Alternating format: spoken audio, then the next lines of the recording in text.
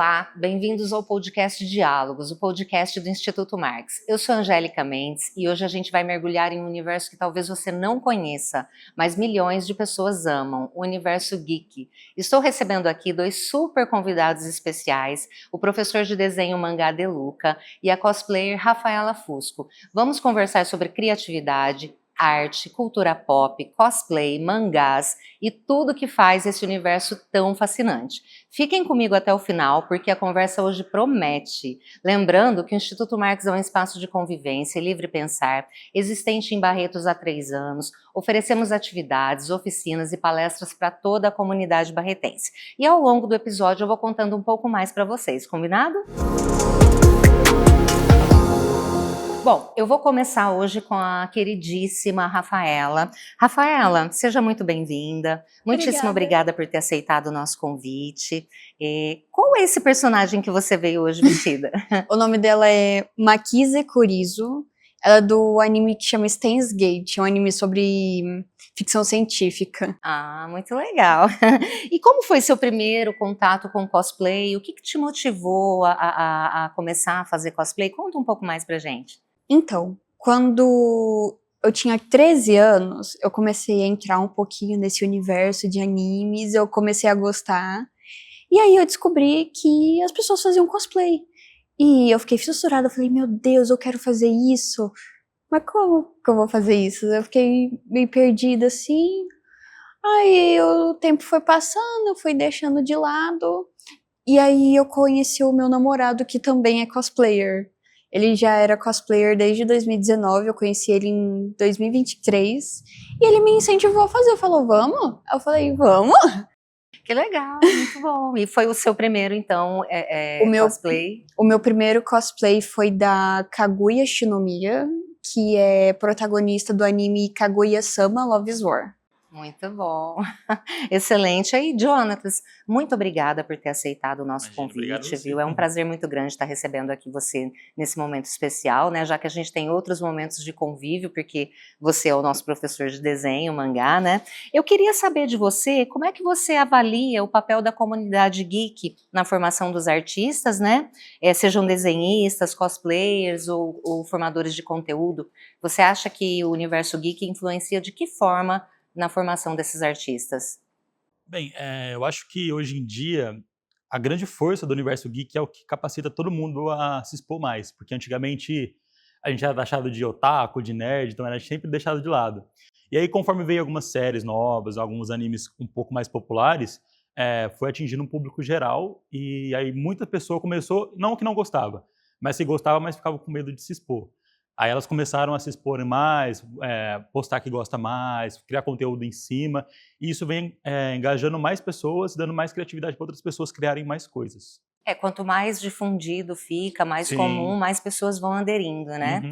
E como você costuma ajudar os seus alunos a encontrar, assim, o próprio estilo de desenho? Existe um caminho? É algo que surge naturalmente? Ou a pessoa não sabe nada e você é que vai orientando? Como que acontece esse processo? Então, quando as pessoas me perguntam ou me chamam de professor, não que você está errado, mas eu acho que a parte da arte, do ensino, ele é mais uma instrução do que um professor, porque na minha visão, quando você chama alguém de professor, é mais alguma coisa que é correta. Vamos supor, pô, a gente tem matemática. Então, a matemática ela é exata, então não tem talvez ela pode ser não tem como. Português, geografia, a mesma coisa. No desenho, ele tem diversas áreas que pode ser abrangente, e não necessariamente o mesmo método vai funcionar para alunos diferentes. Então, nas minhas aulas, eu procuro trazer o aluno, e o aluno me mostra o que ele gostaria de fazer, ele me mostra os trabalhos que ele já fez, e aí eu vejo naquilo que ele pode melhorar, naquilo que ele quer fazer. Porque muito antigamente no Brasil, os ensinos eles foram meio que engessados. Então, a gente pegou a cultura dos Estados Unidos e trouxe para cá de forma teórica e daquele jeito só. Então, tinha muita gente que não gostava de fazer o desenho, talvez, ou não conseguia evoluir o desenho, por isso.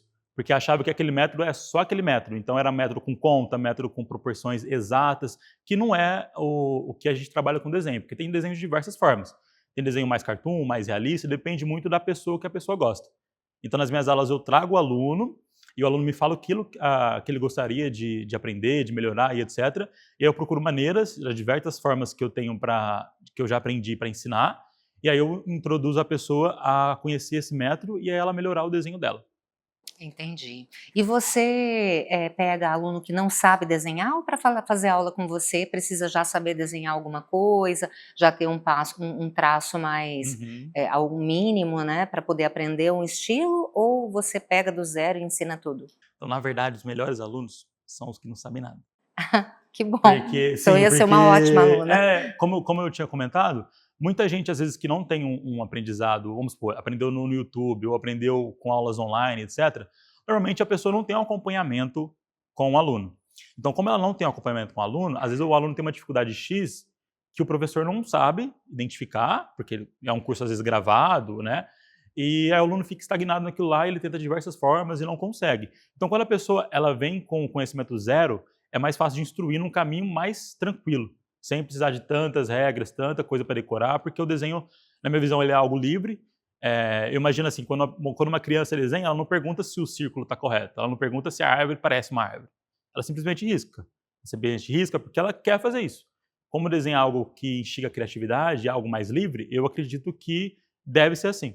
Então, por isso que, às vezes, muitas regras, muitos métodos, etc., ele acaba engessando a pessoa a desenhar e, às vezes, desistindo a pessoa, né? A pessoa acaba desistindo por achar muito difícil. Entendi. Eu acho super difícil desenhar, mas eu acho que eu seria uma ótima Vamos fazer aluna, uma aula de porque eu não sei segunda-feira. nada. Bom, eu queria perguntar para Rafa, posso te chamar de Rafa? Pode. Rafa, quais são as etapas mais difíceis da criação de um cosplayer? Costura, maquiagem, acessório ou interpretação? Então, acaba dependendo de cada pessoa. No meu caso, desde o início eu tive sempre muita dificuldade com perucas. É mesmo? A peruca dependendo do personagem, é bem complexo, é bem chatinho de fazer. Você faz, você compra, como é?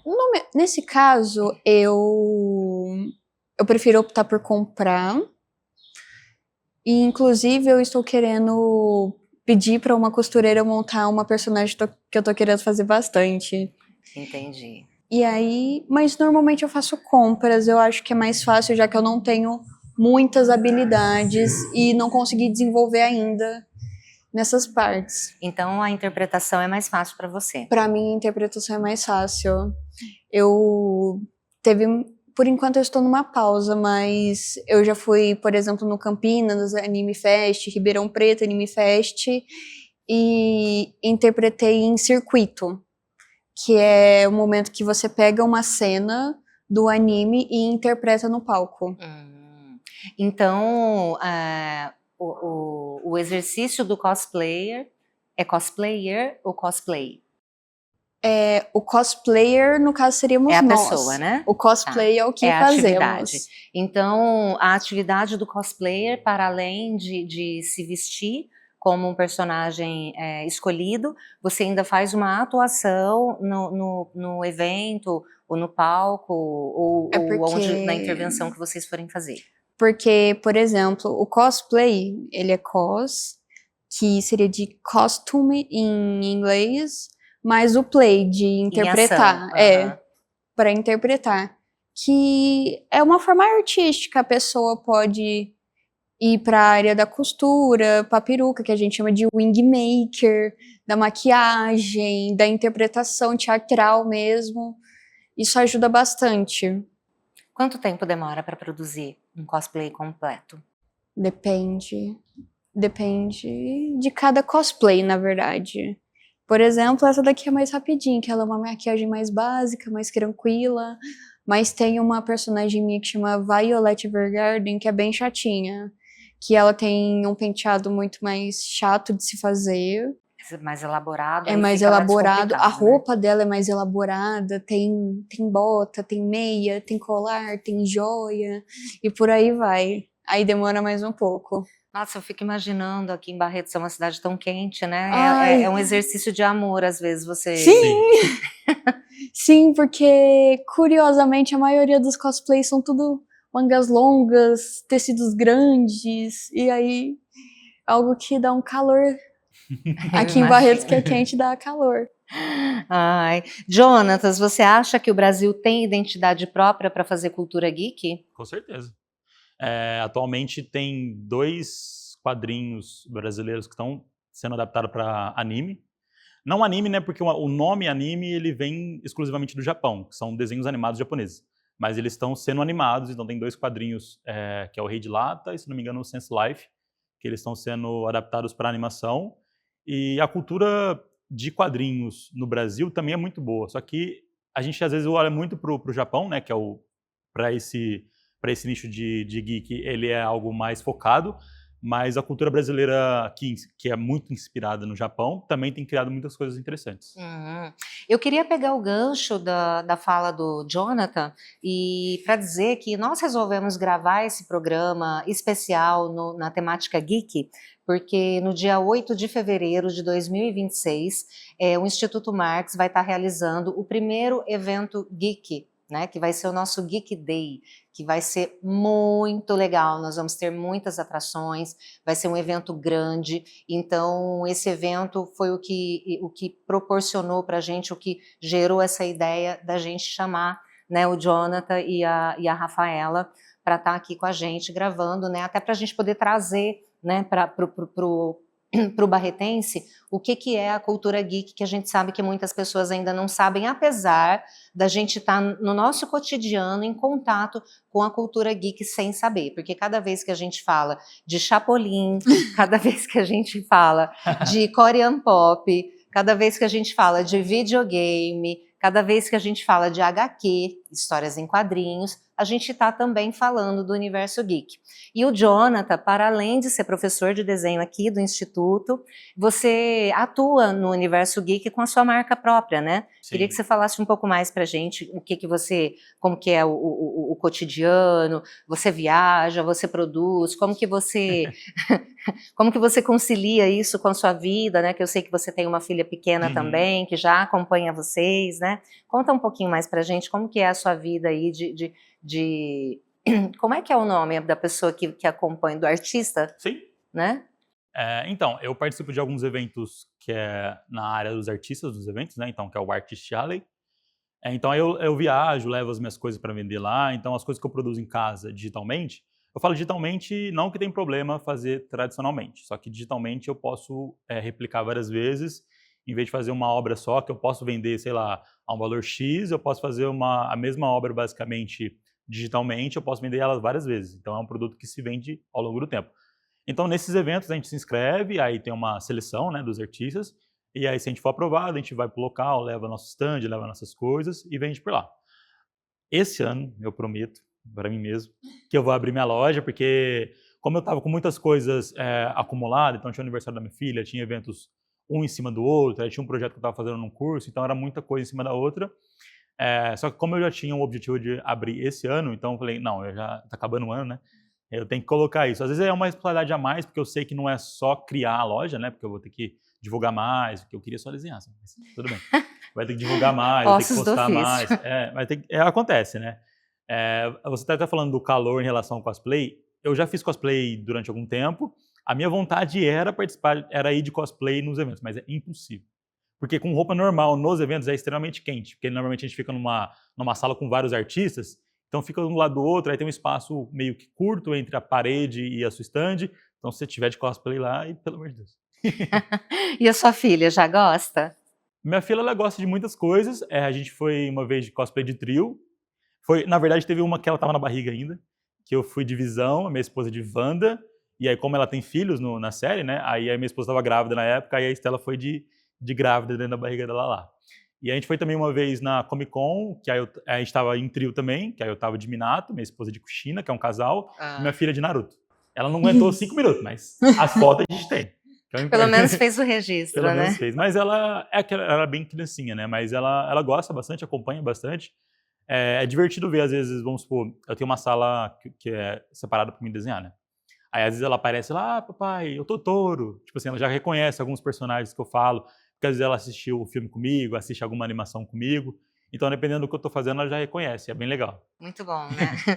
E você, Rafaela, como que você concilia a sua atividade de cosplay com o seu trabalho? A gente sabe que você faz faculdade à noite de psicologia, né?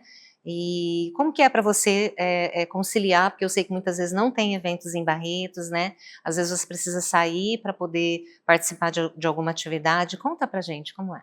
Admito que é bem complexo. Porque tem o trabalho, aí tem a faculdade. Eu admito que o cosplay eu deixo mais pro final de semana, que é o tempo que eu tenho mais livre.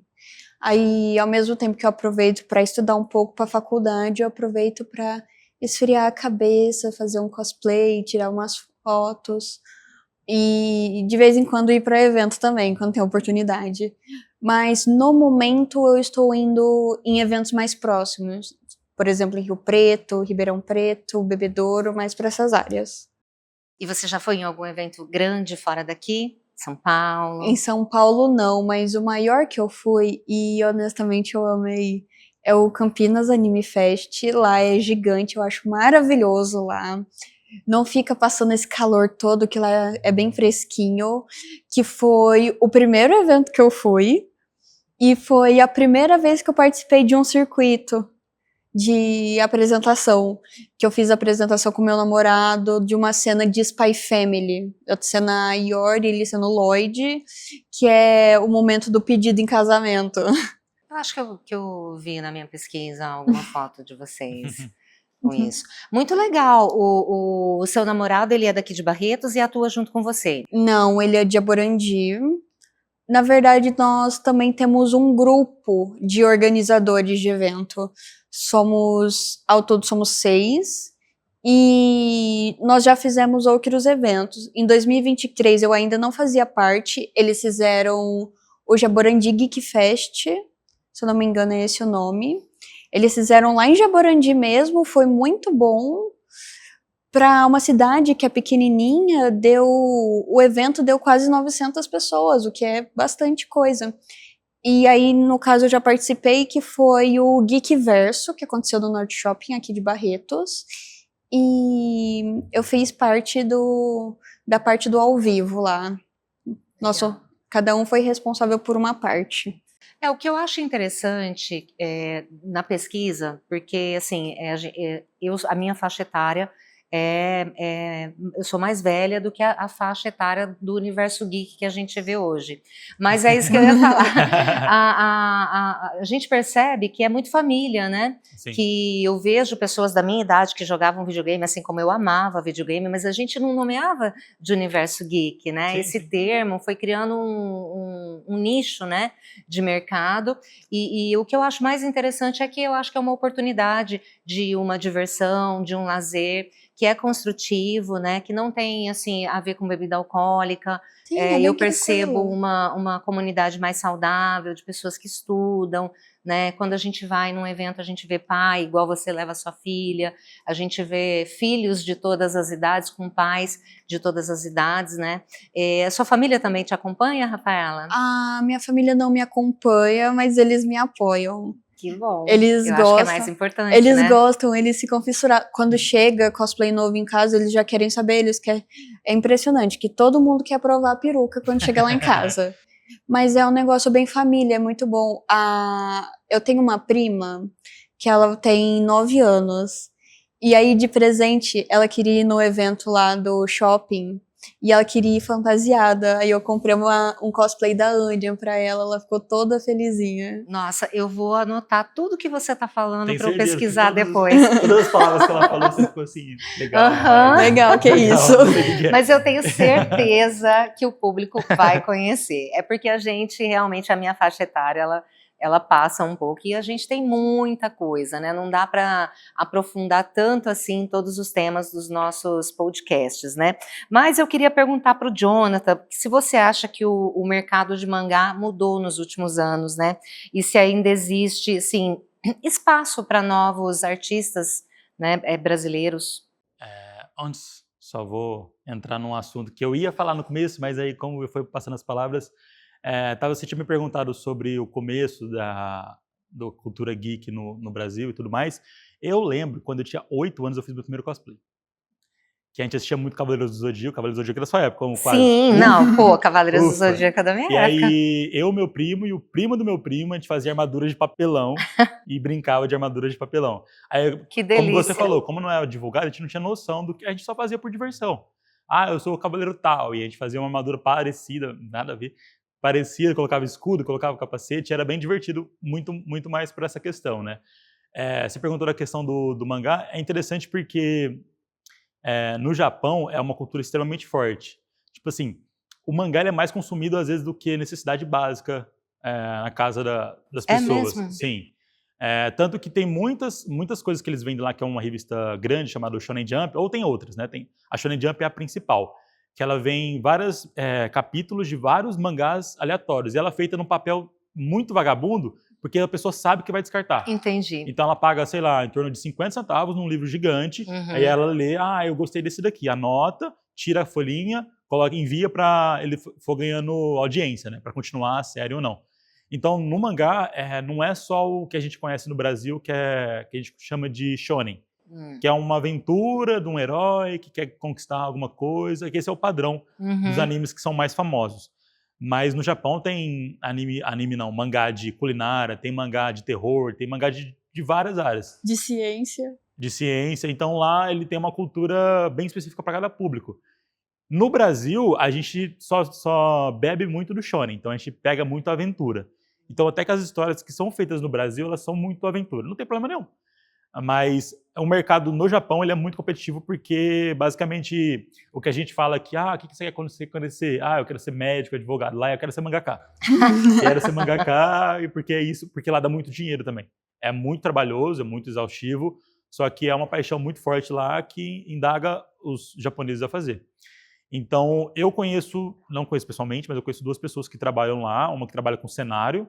Tem uma artista brasileira que trabalhou no cenário de Solo Leveling, que é um anime muito famoso. Então ela fez alguns cenários para animação. E tem outra artista que fez personagens para o Bakuman, que é um anime um pouco mais antigo, mas é ainda famoso. Então os personagens foi ele que criou. Então tem muita gente no Brasil que às vezes trabalha muito para fora e às vezes a gente não conhece. Então, e também tem muito de NDA, né? Que às vezes você não pode divulgar o que você está fazendo. Então daqui 10 anos a pessoa vai descobrir que foi um brasileiro que fez. Porque tem um período entre que a produção está sendo feita que você não pode divulgar o que você está fazendo. Então, às vezes, a pessoa parece, esse artista não faz nada. Não, mas ele está fazendo vários projetos. Mas é sigiloso? Oi? Pede um sigilo isso, é um sobre o artista. Isso, é um contrato. Porque, parecido com os filmes, vamos supor, um ator está atuando num filme tal. Durante a gravação, ele não pode divulgar nada sobre o filme, a mesma coisa nos artistas. Às vezes, ele está trabalhando num jogo, ou numa animação, ou num mangá. Até o mangá sair, às vezes até um tempo depois do mangá sair, ele não pode divulgar que foi ele que fez alguma das partes do projeto. Entendi. Muito interessante. E qual é o mangaka ou obra que mais influenciou o seu estilo? É difícil. Assim, o meu anime que eu tenho de paixão é Naruto, porque eu acompanhei durante os episódios saindo. Não tô dizendo que é um anime perfeito, mas tô dizendo que é um anime que marcou meu coração, porque acho que foi o primeiro anime que eu acompanhava semanalmente. Porque hoje em dia que tem a cultura, né? Antigamente tinha televisão lá, que passava 2, 3 episódios no dia. Só que na minha época de escola, era toda quinta-feira saía um episódio novo. Aí na sexta, desculpa, mas a gente não estudava. A gente ficava falando só de Naruto. O episódio aconteceu isso, e era muito legal. Depois eu fui acompanhar outros animes, né? Principalmente agora que eu tô participando de eventos que eu preciso ganhar meu pão, então eu preciso vender produtos, então eu preciso conhecer o que a pessoa gosta. Para produzir coisas que a pessoa gosta. O que está em alta no mercado para você ir de encontro? Eu não tenho um estilo muito definido, eu também acho que não tem problema nenhum. Eu tenho algum estilo de coisas que eu quero mostrar no papel. Então, tem um tema. Então, normalmente eu faço personagens mais alegres, com mais amor, com mais carinho, com alguns personagens de ação. Então, eu tenho esse nicho, mas não uma linha definida. Então, às vezes eu tenho um estilo um pouco mais cartoon, um estilo um pouco mais pro mangá, talvez pro mais realista, mas a cena normalmente é parecida. Só que aí eu uso o estilo que eu acho que apropria mais pro desenho que eu quero mostrar. A gente vai captando essa essência sua desde o momento em que eu te chamei de professor, que você falou não. Não, eu falei pra você, não tem problema nenhum. O professor é muito exato, né? Então a gente percebe que você quer ter uma liberdade de criação e até dar essa liberdade também pro seu aluno, né? Sim. E não ali impor um estilo, um traço definido, uma medida, né? Sim. Porque você pode ser chamado de artista, né? E não só de professor, é um professor artista. Rafa, eu queria perguntar para você, você já enfrentou preconceito ou situação complicada para fazer o cosplay? Bom, Em questão de preconceito, eu dei muita sorte de não enfrentar essa questão, porque eu tô bem dentro do padrão, mas tem várias ocasiões que infelizmente ocorrem essas cenas, que, por exemplo, houve um caso de um evento que, se eu não me engano, não lembro agora exatamente a cidade onde ia ocorrer, mas uma colega que eu sigo postou de meninos que planejavam assediar meninas que faziam cosplay. Eles pretendiam planejar entre si, a conversa vazou, e aí todas as meninas começaram a postar para todo mundo denunciar, se acontecesse alguma coisa, saber quem era e tudo mais. Então, em certas ocasiões, quando isso acontece, o bom é que pelo menos a gente sabe se unir na hora correta. Aí, em questão de dificuldade, o que você se refere?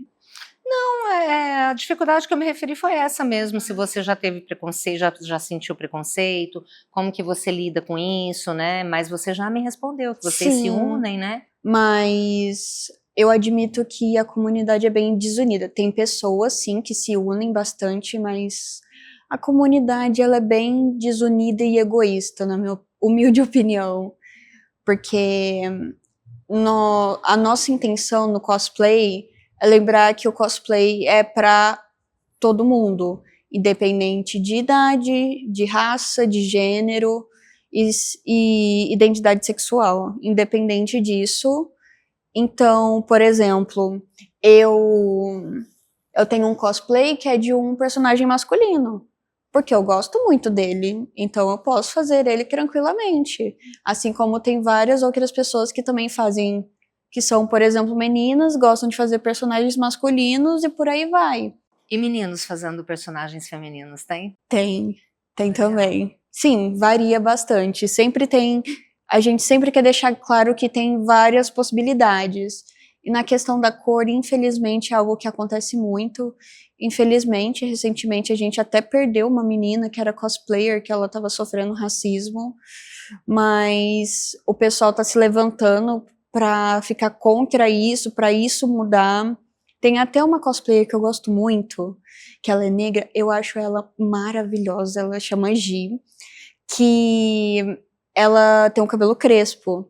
E aí, em vez dela fazer as personagens com a peruca do cabelo liso, ela faz um modelo igual do cabelo dela e fica simplesmente maravilhoso. Eu acho que a arte, ela vem para romper paradigmas, né?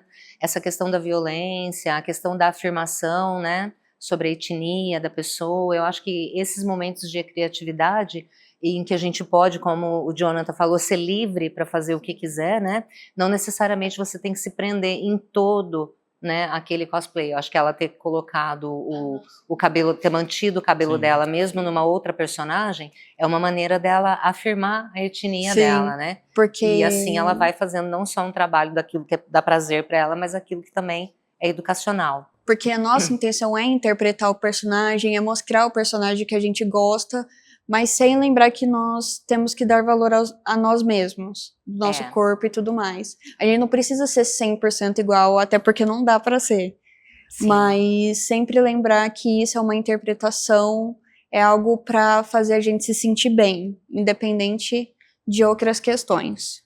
E qual é o maior perrengue geek que você já passou? Aquele que você riu de novo, riu de novo. Nossa, eu nunca vou esquecer. A minha personagem da Violet Evergarden, ela é uma personagem que acabou perdendo os 2 braços durante uma guerra que ela participou. E nisso ela recebeu braços mecânicos. Então pensei, nossa, eu quero fazer. Eu fui tentar fazer, eu comprei uma luva preta grandona, assim, comprei EVA, um monte de coisa. E tinha um evento, foi em 2024, tinha um evento pra ir, eu fiquei até tarde fazendo esse negócio. Chegou próximo do horário de desfilar, eu fui colocar o negócio, ela começou a descolar, desmanchar. Se desfazer. E eu fiquei desesperada. E meu namorado falou, não, concentra, respira, decide o que você vai fazer. Muito bem, ajudou muito. Ajudou Mas realmente, muito. eu precisava me acalmar pra pensar no que eu ia fazer. Aí eu fui tirar no palco. E eu ia tirar, tinha uma luva em cima da que seria a mecânica. Aí eu fui tirar e a luva não saía. E eu tava muito nervoso, o povo olhava pra mim, eu olhava pro povo, eu sentia que tinha 500 mil pessoas me olhando, e aí o negócio não saía, eu entrei em pânico, assim, eu peguei a maletinha que ela tinha, dei tchau e fui embora. Aí depois eu dei uma choradinha, eu falei, ai, deu tudo errado, a luva não saiu, ai, não sei o quê. Mas aí depois eu dou risada, porque, ai, Faz parte, aconteceu. né, Aurel? Faz parte. Depois quando a gente se acalma, a gente percebe que faz parte e depois é só tentar de novo. Pois é, o importante é tentar de novo, eu acho, né? Sim. Sim. Eu vou fazer uma correlação assim com algo nada a ver, mas eu fiz hipismo, eu montava cavalo. Meu Deus. E a ordem é, se você cair, você precisa montar de novo, para que você não gere no seu cérebro uma sensação de que você não precisa retomar o seu desafio quando você cai dele, né? Então acho que o importante Legal. é a gente ver que errou, corrigir o erro e voltar a fazer. Né? Eu ainda pretendo fazer ele. Não deu tempo, mas eu vou fazer. E você, Jonathan, qual foi o maior perrengue geek que você já passou? Tá, não foi tão... Foi desastroso, mas não foi tão desastroso. Teve um evento que aconteceu em Ribeirão, eu não lembro o ano. Eles mudaram o local, que era numa faculdade. Eu sei qual que é. A Rafa sabe qual que é. Eu tava lá. Era numa faculdade, tinha alguns problemas na faculdade e lá eles não conseguiram alugar de novo, então eles locaram numa outra faculdade. Eu acho que foi ano passado, né? Se não me engano. Acho que foi. E aí tava um calor, era uma semana que tava tipo mais frio, tava 40 graus. Aí você imagina em Nossa. Ribeirão, que eu acho que Ribeirão é mais quente que aqui. É. Aí tava nessa semana de 40 graus. E aconteceu lá, 1 hora de evento, acabou a energia. Aí ficou insuportável, porque estava extremamente lotado o evento. Nossa, foi Foi horrível. extremamente quente. Aí a gente foi ver o desfile de cosplay, aí os gênios colocaram um desfile de cosplay numa área fechada. Era com numa quadra. Numa quadra fechada e com todos os quiosques que ia fazer De comida. na mesma quadra. Os lanches lá com as churrasqueira, Foi fritadeira. terrível. E a gente E tudo fechado. não conseguiu acompanhar o desfile, não conseguiu acompanhar o evento, a gente foi embora, acho que 4 horas, o evento ia até às 7. Eu apresentei. E a gente saiu do evento, tava mais fresco lá fora do que lá dentro. E lá fora deve estar os 38 graus da vida. E assim, aí teve muita gente que, você ganhou o 2º lugar. A pessoa não conseguiu ir porque estava indo para o hospital. Então foi muito, muito, muito desastroso. Foi muito horrível. Nesse evento eu fui apresentar com meu namorado. Aí a gente já começou a tirar Eu imagino. a peruca, né? tudo. A gente só ficou tava pra... Porque você tá... você tava? Eu Meu ia falar, Deus porque do você céu. tava quente, A pro gente- Jonathan, imagina pra você. A gente só ficou pra ver quem que ia, se uma amiga nossa ia ganhar um prêmio lá, e no que acabou a gente foi embora. Eu passei mal, minha pressão começou a cair, e o pior é que eu não fui a única, um monte de gente lá acabou passando mal também por conta do calor, e a gente falava, meu Deus. Eu tava de Kakashi, então é uma calça, aí uma blusa de manga longa, um colete, uma peruca, uma máscara, luva. Aí eu falei assim, não, vamos embora, pelo amor de Deus. A maquiagem escorrendo. Sim, Não, a mas gente pelo menos eu escorrendo. ganhei um milkshake de graça lá no Bob's, no mercado. Então valeu. Porque eu fui lá, aí a moça, nossa, é o Kakashi, vou tirar foto e mandar pro meu namorado, que ele não vai acreditar. Eu falei, então acho que você podia me dar um milkshake. Assim, joguei o verde, né? Ela falou assim, eu acho que posso. Eu também acho que ela fez bem. Falei, ufa, salvou.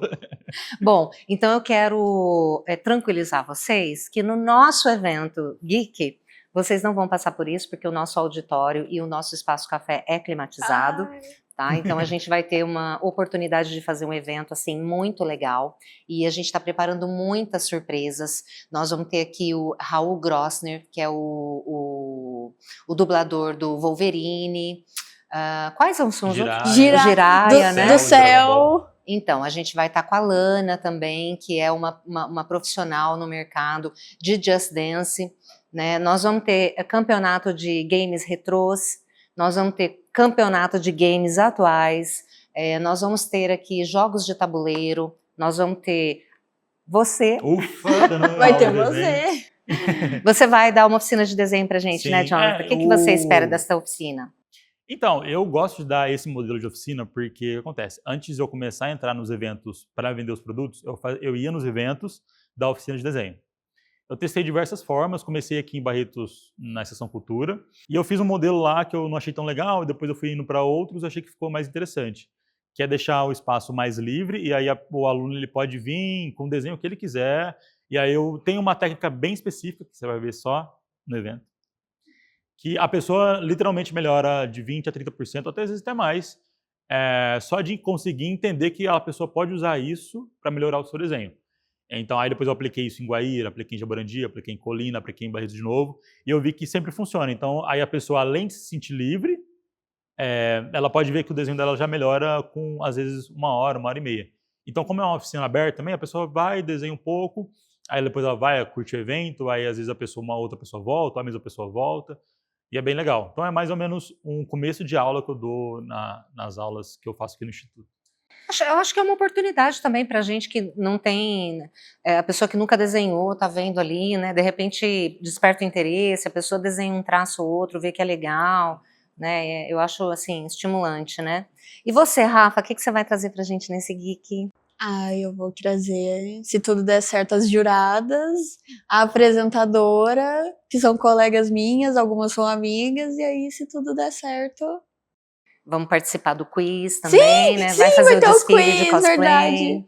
No caso, como a gente vai fazer parte do júri da apresentação, a gente só vai estar lá para narrar.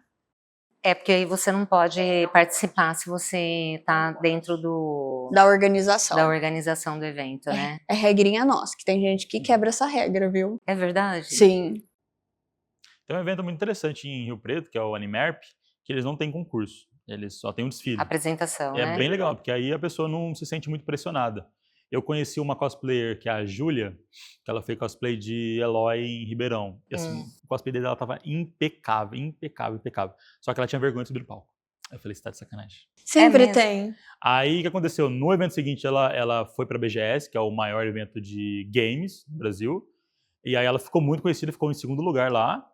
Aí depois ela fez um cosplay muito bom de Wanda. E assim, ela basicamente agora é um cosplay oficial de Wanda e Eloy. É mesmo? Porque o cosplay dela tava incrível, só que ela tinha, nesse evento em específico em Ribeirão, como era um concurso, ela tinha vergonha de ir lá, porque, eu tava sozinha. E aí, aqui que a pessoa pensa, mas o do cosplay tá incrível. Eu tô bem ansiosa para esse evento nosso, porque eu acho que vão aparecer personagens, né, que são daqui de Barretos, que a gente não sabe, às vezes, que tem, né, que existem, porque eu percebo que, mesmo que seja aqui em Jaborandi, aqui em Barretos mesmo, quase não tem evento geek, Sim. né? Não, Teve esse do infelizmente. Norte Shopping, Teve foi o uma na Estação primeiro, Cultura, né? Teve um esse bom tempo daí, atrás. que foi da Goblin. E foi muito interessante, porque na época o pessoal, eu não sei, as pessoas acham que não tem essa cultura aqui em Barretos. É porque talvez a pessoa não conhece o grupo que existe, né? Porque lá, segundo os seguranças, passaram em torno de 2 a 3 mil pessoas no evento. E teve em torno de 50 a 70 cosplayers lá. Então, tipo, da cidade. Então tinha muita gente. E isso que muitas pessoas ainda vieram me falar que nem sabia do evento. Sim. Então, ou seja, teve muita gente que foi lá porque sabia, mas tinha muita gente que talvez não sabia e não conseguiu ir. Teve o do Barretos Calquir Hotel também. Também, que foi curtinho, mas foi bem legal. Foi gostosinho. Foi a partir das 5 até umas 10, meia, 11. Foi bem maneiro também.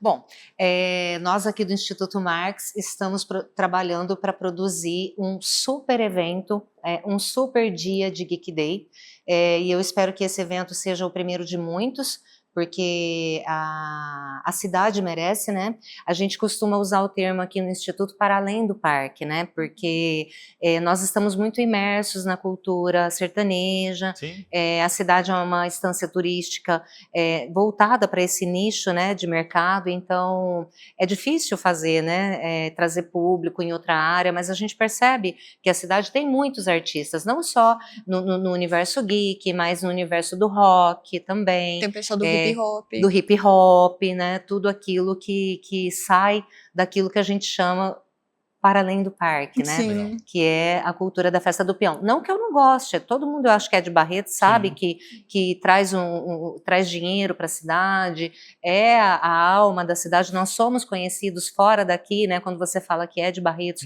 as pessoas falam, nossa, a festa do peão, né?